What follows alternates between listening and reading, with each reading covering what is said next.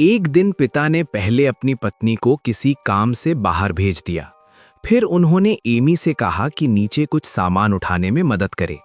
जब एमी सामान लेकर बेसमेंट में गई तो उसे वहां एक छुपा हुआ कमरा दिखाई दिया। उसे थोड़ा अजीब लगा, लेकिन उसने ज्यादा ध्यान नहीं दिया क्योंकि सामने उसका अपना पिता था। जैसे ही वो अंदर गई, पिता बाहर निकल गए और लोहे का दरवाजा बंद कर दिया। एमी को समझ ही नहीं आया कि क्या हो रहा है। उसने जोर जोर से चिल्लाया, दरवाजा पीटा, लेकिन कमरा पूरी तरह साउंड प्रूफ था। बाहर किसी को उसकी आवाज सुनाई नहीं दी। जब उसे पता चला कि डिब्बे में उसके रोजमर्रा के सामान रखे हैं, तब उसे समझ आया कि ये सब पहले से प्लान किया गया था। उसने पासवर्ड डालकर दरवाजा खोलने की कोशिश की, लेकिन गलत पासवर्ड डालने पर बिजली बंद हो जाती थी। दिन बीतते गए। घर में सबको बताया गया कि एमी किसी लड़के के साथ भाग गई है। उसका बॉयफ्रेंड भी यही समझ बैठा और दुखी होकर चला गया। एमी ने कई बार भागने की कोशिश की। एक बार वो बाहर निकल भी गई, लेकिन बाहर भी एक और भारी दरवाजा था। आखिरकार वो फिर पकड़ी गई। समय बीतता गया। एमी को उसी अंधेरे कमरे में रहना पड़ा। बाद में उसके बच्चे भी हुए और उसे वहीं उनकी परवरिश करनी पड़ी। हालात बहुत मुश्किल थे, लेकिन उसने अपने बच्चों को प्यार दिया, उन्हें खेल खिलाए, टीवी के जरिए बाहर की दुनिया के बारे में सिखाया। ऊपर घर में उसकी माँ अब भी उसे याद करती थी। छोटी बहन को भी शक होने लगा कि पिता सच नहीं बोल रहे।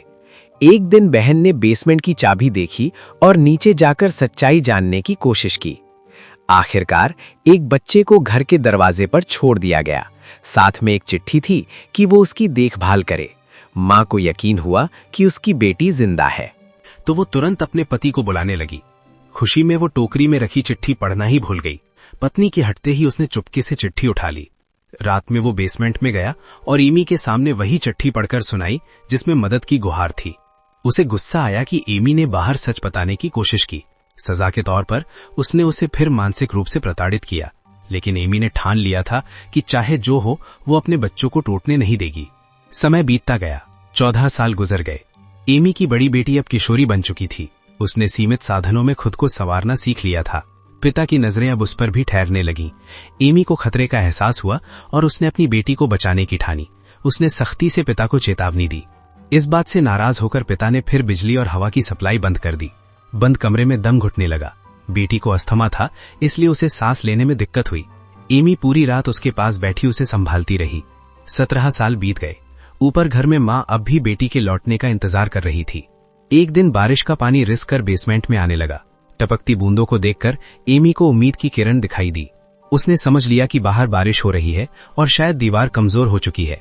उसने बच्चों की मदद से सामान हटाया और एक चम्मच की मदद से दीवार को रेदना शुरू किया। रात दर रात वो मेहनत करती रही। आखिरकार दीवार में एक छोटा सा छेद हो गया। उसने टॉर्च की रोशनी बाहर चमकाई, लेकिन पिता को यह पता चल गया।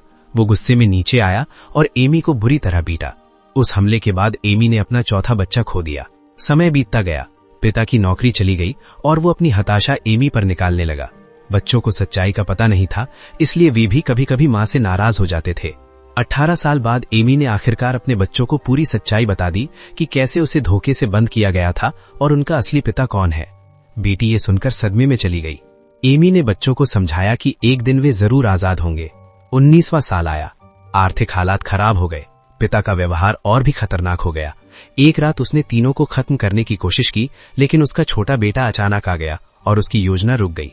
बाद में जब बेटी की तबीयत बिगड़ी तो एमी ने पिता से विनती की कि उसे अस्पताल ले जाया जाए।